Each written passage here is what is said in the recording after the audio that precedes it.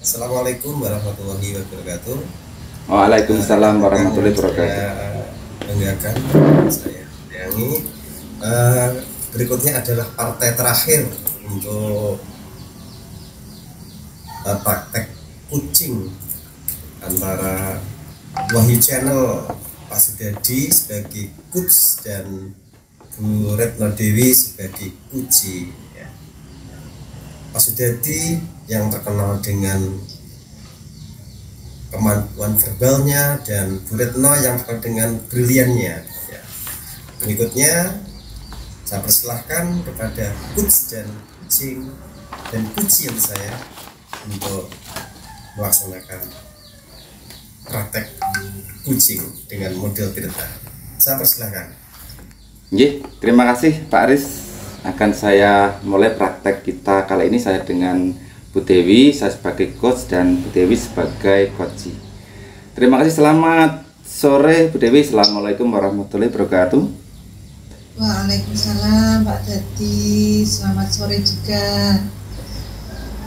Terima kasih, sebuah kebahagiaan tersendiri bagi saya Bu Dewi untuk sore ini mendapat kesempatan berdialog dengan Bu Dewi. Karena seperti apa yang dikatakan Pak Aris tadi, Bu Dewi adalah orang yang dengan kemampuan yang brilian.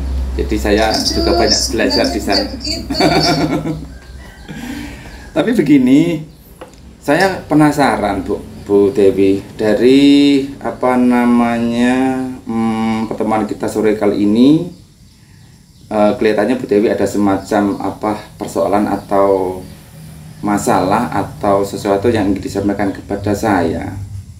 Kira-kira permasalahan itu apa ya Bu Dewi ya? Iya Pak, saya sebenarnya masuk room ini itu sangat berharap. Artinya begini, Pak Dadi itu kan orangnya dewasa, sering memberikan solusi, perhatiannya ke teman-teman lebih gitu. Saya harap kegelisahan saya ini bisa ada semacam solusi lah gitu Pak. Intinya begini. Kalau saya di sekolah ini kan pasca pandemi kita ya Pak. Pasca pandemi itu masalahnya banyak sekali. Yang benar-benar full kita masuk ke sekolah dengan jadwal rentang waktu jam pembelajaran yang full itu kan sebenarnya baru semester ini ya. Iya, betul. Salah satu masalah saya adalah saya kok melihat karakter siswa itu semakin menurun. Karakter yang saya soroti di sini, karakter kan banyak ya Pak. Yang lebih saya soroti itu disiplin Pak. Jadi begini, ini saya curhat ya Pak. Anak itu misalnya kalau jam istirahatnya jam gitu ya, masuk kelas itu cenderung terlambat. Padahal dia kan tahu kalau misalnya ini sudah bel, itu sebenarnya tahu. Tapi ketika dia tahu dia bel, dia tetap nyantai saja. Ya walaupun nggak banyak sih Pak anak-anak, tapi kan saya sebagai guru kan ya risih juga, maksudnya kok anak-anak sekarang main ya gitu. Itu terutama yang disiplin. Terus kemudian misalnya disiplin berpakaian juga sama. Jadi kita harus sering mengingatkan gitu. Ayo nak, ini dasinya dipakai yang rapi, misalnya harus pakai masker. Maskernya mana? Itu saya merasa saya semakin berat setelah pasca pandemi daripada sebelum pandemi. Belum lagi kalau misalnya masalah pengumpulan tugas, ada beberapa anak yang nggak mengumpulkan tugas, santai, mungkin kan dipikir gini, online kemarin aja fine aja gitu kan, tugas dikumpulkan seadanya gitu kan. Itu loh Pak, saya gelisah di bidang itu, maksudnya kok nggak kayak yang dulu ya, saya pikir gitu Pak tadi. Gimana dong? Berarti memang dapat saya simpulkan dari apa yang Panjenengan sampaikan, berarti saya tiba pada kesimpulan bahwa kedisiplinan dari siswa-siswa panjenengan sesudah masa pandemi COVID ini banyak mengalami penurunan Bu ya, dari cara dia berpakaian, kemudian masuk kelas, pengerjaan tugas dan lain-lain. Memang kita sebagai guru sangat memprihatinkan keadaan ini. Oke, kemudian dari keadaan-keadaan yang seperti Ibu gambarkan tadi, saya kepingin tahu Bu Dewi ya, apa sih yang ingin panjenengan dapatkan dari pertemuan kita kali ini Bu? Ya, saya harapannya mungkin dengan saya bercerita Pak Dadi kan ya banyak pengalaman atau gimana saya bisa mendapatkan solusi kira-kira saya harus bagaimana atau langkah saya seperti apa supaya anak-anak ini lebih penerapan disiplinnya itu lebih gitu daripada yang kemarin. Saya berharap anak-anak bisa masuk tepat waktu, secara berpakaian juga oke, sesuai aturan, atau pengumpulan tugasnya juga tepat waktu dan tepat sesuai instruksi seperti itu. Itu harapan saya begitu Pak. Iya. Kemudian kalau misalnya nanti di dalam pertemuan kita kali ini kita atau Bu Dewi sudah semacam mendapatkan semacam pencerahan atau semacam rencana untuk memperbaiki ini, kira-kira ciri-ciri keberhasilan yang Bu Dewi ingin capai atau kriteria apa dari keberhasilan melihat kondisi siswa-siswi sekarang seperti ini itu seperti apa sih Bu Dewi yang kriteria atau ciri-ciri keberhasilan yang Bu Dewi inginkan dari siswa Ibu tersebut?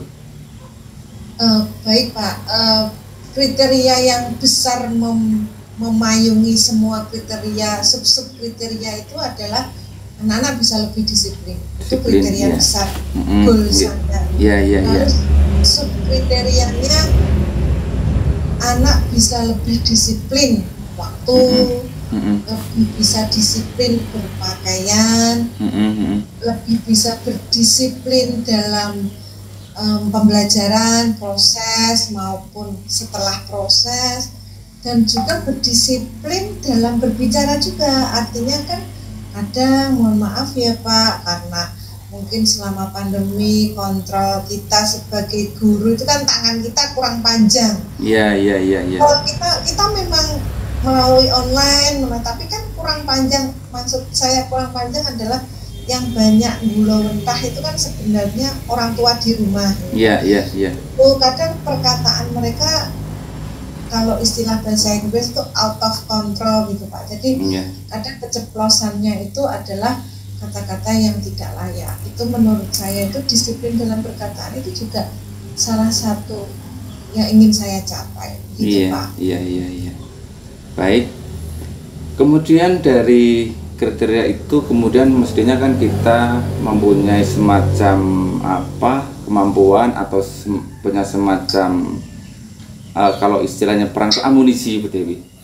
Kira-kira kesempatan atau kemampuan yang panjenengan miliki saat ini untuk mengembalikan itu tuh kira-kira apa Bu Dewi?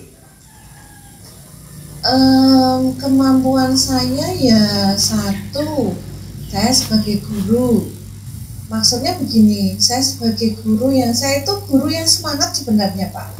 Semangat untuk memperbaiki pendidikan terutama di sekolah saya, semangat untuk memperbaiki karakter siswa. Jadi semangat saya itu merupakan amunisi saya, itu yang pertama. Yang kedua, saya juga orangnya sebenarnya supel, bergaul juga saya sama Pak Dadi sama Pak Aris Nah ini mungkin bisa salah satu amunisi saya nanti kalau ingin mencapai hal-hal yang ingin saya capai di hal disiplin siswa itu tadi Pak. Iya. Baik, mudah-mudahan dari semangat dan bagaimana kita kepandian Bu Dewi bergaul ya, supel. Kemudian dari itu kalau misalnya Bu Dewi ya, misalnya kalau diperbolehkan saya akan membuat semacam rentang nilai Bu ini, misalnya dari level 1 sampai dengan 10. Kalau misalnya kondisi sekarang ini, kondisi kedisiplinan anak-anak yang ada di sekolah Bu Dewi itu pada level berapa Bu ya? Gimana ya Pak, sebenarnya saya agak malu Pak untuk mengatakan ini, tapi harus saya katakan ya Pak, biar ada rasa plong juga saya ini Pak. 4 Pak skalanya Pak. 4 jauh sekali Bu ya? Iya. 4. Kalau dari kondisi 4 ke 10 itu kan berarti masih memerlukan rentang nilai yang jauh Bu ya. Dari 4 ke berapa tadi 4 Bu Dewi ya? 4, iya. 4. Saya merasa kondisi saya saat ini masih 4 lah gitu. Iya. 4 menuju ke 10 misalnya. Kalau misalnya tidak 10, kira-kira dari kisaran berapa Bu ya? Dari 4 ke kriteria yang panjenengan inginkan nantinya? Sebenarnya kalau sudah mencapai angka 8 saja Pak, 8. Saya itu sudah suka, maksudnya sudah bahagia, sudah merasa tercapai gitu. Iya. Tidak mulu-mulu harus 9 atau bahkan 10, 8 saja saya anggap itu luar biasa gitu. Iya. Angka 8 itu kira-kira gambarannya seperti apa sih Bu kira-kira? Di level 8 itu kriteria yang panjenengan kehendak itu kayak apa sih? Iya, betul. Angka 8 yang saya maksudkan itu begini. Saya tidak mungkin menjangkau atau merubah karakter anak 100% dalam jangka waktu yang pendek gitu kan. Iya. Nah, angka 8 yang saya maksud adalah saya bisa mengubah karakter anak minimal 80% dari karakternya dia untuk menuju yang baik, itu sudah saya anggap bagus gitu. Maksudnya ada misalnya satu anak bernama Paijo gitu. Paijo ini sudah sering terlambat, lalu ke kelas juga setelah istirahat terlambat, jarang mengumpulkan tugas, mungkin perkataannya juga kotor. Nah, saya mengubah sedikit-sedikit mungkin memotivasinya supaya nggak terlambat, atau maksudnya tidak semua karakter saya rubah, tapi cukup 80% dulu di titik awal ini saya sudah bahagia. Maksud saya seperti itu. Ada peluang Bu untuk itu, untuk mengembalikan itu yang Ibu lihat untuk kondisi saat ini? Ada sebenarnya Pak, karena kan kita guru memang tugasnya di sana. Cuma ya kayak untuk perjuangan yang akan sangat kuat dari kita semua gitu. Dari peluang kemudian tentu dari peluang itu kan kalau kita eksekusi atau merealisasikan sebuah rencana kan untuk menjaga kemungkinan terburuk kan ada semacam kendala atau hambatan. Kira-kira hambatan yang Ibu lihat untuk kondisi sekarang ini apa ya?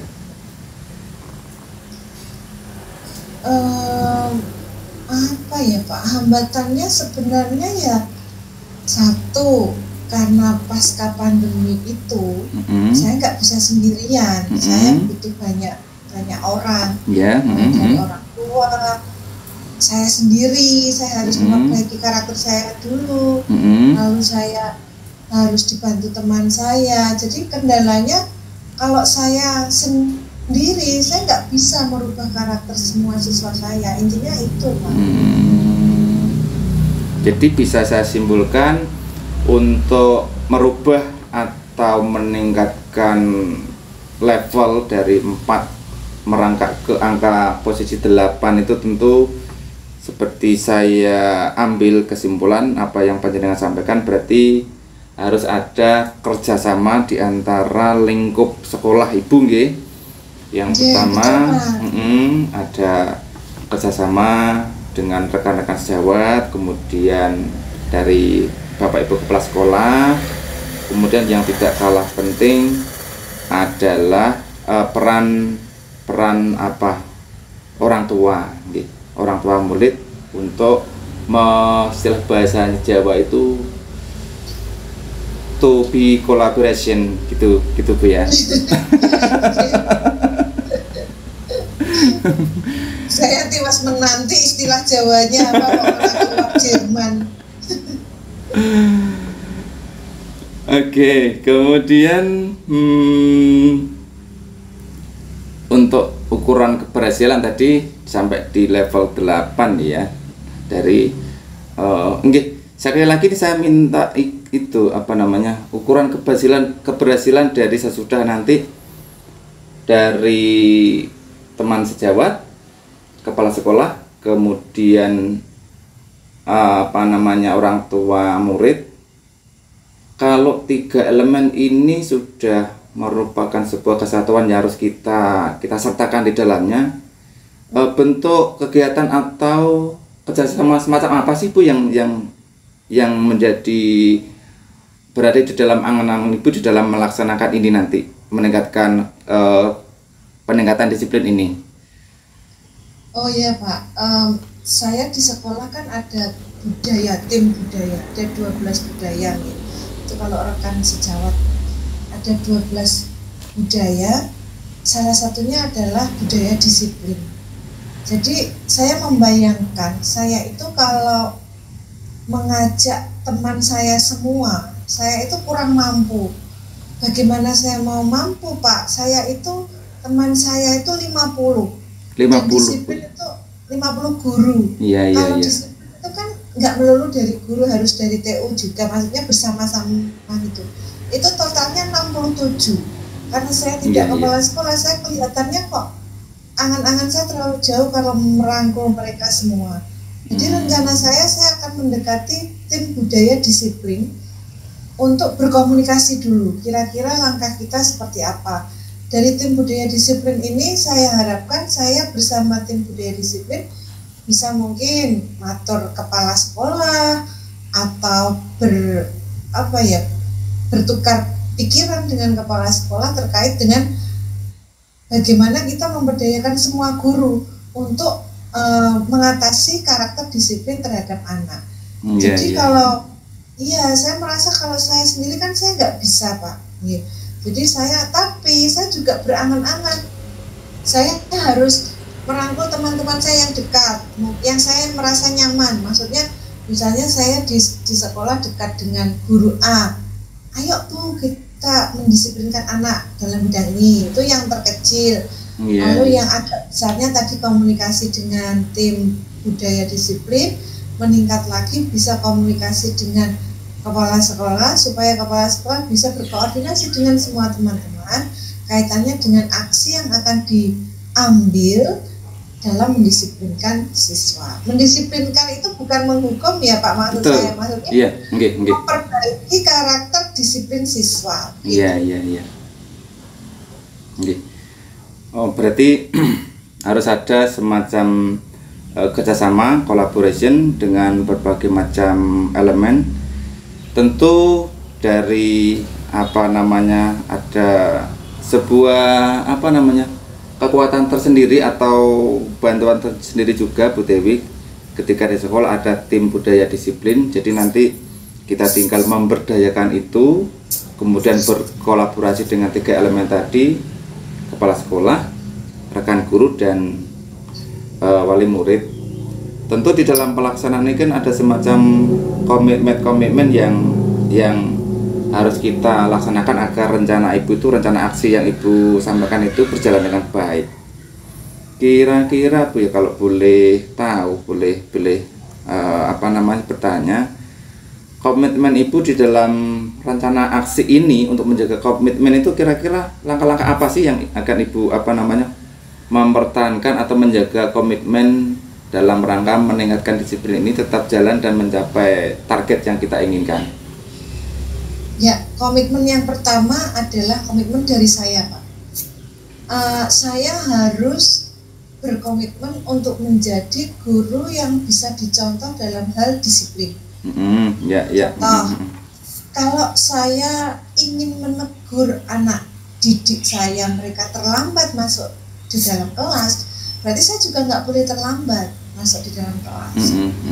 Ya, kalau misalnya saya ingin mendisiplinkan anak dalam hal berpakaian, ya saya harus tertib dalam hal berpakaian, pakaian lengkap, sepatu yang jelas. Kecuali mungkin kalau kita berolahraga, pakaiannya nanti menyesuaikan ketika kita di lapangan, tapi kan tetap tertib, maksudnya tidak sembarangan, tidak kaosnya juga yang rapi, yang begitu, artinya kan begitu. Nah, saya memulai komitmen dari diri saya sendiri dulu sebagai teladan. Yang kedua, menurut saya komitmen itu harus dibangun bersama. Jadi kalau saya sekali lagi ngatur bahwa kalau komitmen itu hanya dari diri saya sendiri, saya kurang power untuk merubah keadaan. Komitmen ini harus dibangun bersama seluruh warga sekolahan. Maksudnya ketika misalnya saya menegur siswa yang pakaiannya misalnya tidak rapi atau dikeluarkan, tapi di lain sisi ada guru yang membiarkan, nah itu kan berarti kita nggak kompak toh Pak. Iya. Jadi komitmen akan kebersamaan, satu visi, satu tujuan mendisiplinkan siswa, itu yang perlu kita bangun juga, gitu Pak. Iya. Berarti memang sebuah rencana apapun itu memang perlu sebuah kerjasama. Kemudian untuk menjaga agar kerjasama itu berjalan dengan baik dalam mencapai tujuan, perlu sebuah komitmen yang mana seperti Ibu sampaikan tadi adalah Ibu mulai dari Ibu sebagai penggagas atau yang punya prakarsa adalah saya harus bisa menjadi contoh untuk memulai perubahan ini. Kemudian yang kedua adalah menjaga kebersamaan di dalam melaksanakan ini agar komitmen itu bisa berhasil dan mencapai tujuan seperti yang Ibu harapkan. Kemudian dari ini Bu ya, saya rasa ini saya juga sudah melihat semacam rencana yang mungkin bisa Ibu eksekusi atau terapkan nantinya. Jadi sebelum kita mengakhiri pertemuan ini, mungkin untuk memperjelas lagi dari apa yang kita bicarakan pada kesempatan sore ini, rencana-rencana atau hasil dari percakapan kita kali ini Bu, mungkin bisa panjenengan sampaikan lagi agar nanti di dalam melaksanakan bisa lebih secara eksekusi itu lebih jelas gitu Bu. Oh iya. Yang pertama saya akan jadi teladan dulu Pak. Jadi teladan dari diri saya sendiri, saya mulai itu. Yang kedua, saya akan berkoordinasi dengan tim budaya disiplin tentang bagaimana langkah-langkah mendisiplinkan siswa. Yang ketiga, saya akan mulai menjawel merangkul teman-teman dekat saya yang saya bisa komunikasi untuk kita berkomitmen bersama untuk mendisiplinkan siswa. Yang selanjutnya saya juga akan berkoordinasi dengan kepala sekolah supaya jangkauan pendisiplinan siswa itu lebih luas, artinya bisa mencakup seluruh siswa di sekolah saya.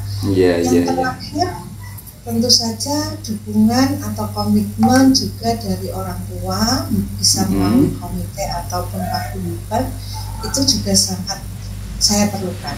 Iya. Terus itu eksekusinya mulai kapan panjenengan rencanakan? Kalau komunikasi itu mungkin saya bisa mulai besok pagi Pak. Tapi kalau kegiatan disiplinan yang sebenarnya itu bisa kita mulai semester depan. Tapi untuk sekedar mendisiplinkan siswa secara kecil-kecilan saya bilang itu besok pagi sudah bisa kita komunikasikan. Dan mulai ya. Bisa melalui ini Pak, tim budaya disiplin itu kan membagi piket pagi. Ketika piket pagi kan kita mengecek kelengkapan siswa. Nah, bisa dimulai besok pagi. Menurut saya begitu. Kalau sudah anak sudah masuk itu sudah disiplin, pakaian itu sudah kena. Okay. Berarti langkah yang akan Ibu laksanakan berarti langkah cepat kita mulai besok pagi, Bu ya? Iya betul Pak, besok pagi. Iya. Memang untuk kedisiplinan itu memang sangat urgent, Bu. Memang di sekolah, memang kita di sekolah kan memang tujuan utamanya adalah meningkatkan karakter siswa. Bagaimana karakter itu bisa dipahami dan dilaksanakan oleh siswa memang sebuah tugas yang harus kita kerjakan dan wajib kita laksanakan kapanpun dan dimanapun. Baik Bu Dewi, kelihatannya semacam rencana, semacam kegiatan dalam peningkatan disiplin siswa ini sudah matang saya lihat, karena dari semacam kolaborasi dengan berbagai unsur sudah Ibu sampaikan tadi, dengan waktunya juga mulai besok pagi. Mudah-mudahan saya berdoa lancar, panjenengan bisa menjalankan itu. Mudah-mudahan pada suatu saat nanti minggu depan atau kapan ketika kita bertemu, saya akan mendapatkan kabar baik dari panjenengan tentang bagaimana sih melaksanakan peningkatan kedisiplinan di sekolah itu. Mudah-mudahan harapan saya seperti itu. Ya siap Pak, saya kabari kalau ada progres dari rencana saya tadi. Oke, terima kasih. Mungkin kata-kata terakhir di dalam teman kali ini, Bu? Beban saya agak ringan ya Pak, karena kan Pak Sudadi ternyata itu teman yang asik buat curhat ya. Curhat di sini kan tidak curhat yang aneh-aneh, curhat tentang pembelajaran yang insya Allah bermanfaat, curhat tentang dunia pendidikan, bermanfaat bagi kita sebagai guru, sebagai aset pendidik di sekolah. Terima kasih Pak Sudadi. Terima kasih kembali Bu Dewi. Alhamdulillah saya turut berdoa agar rencana Ibu bisa berhasil.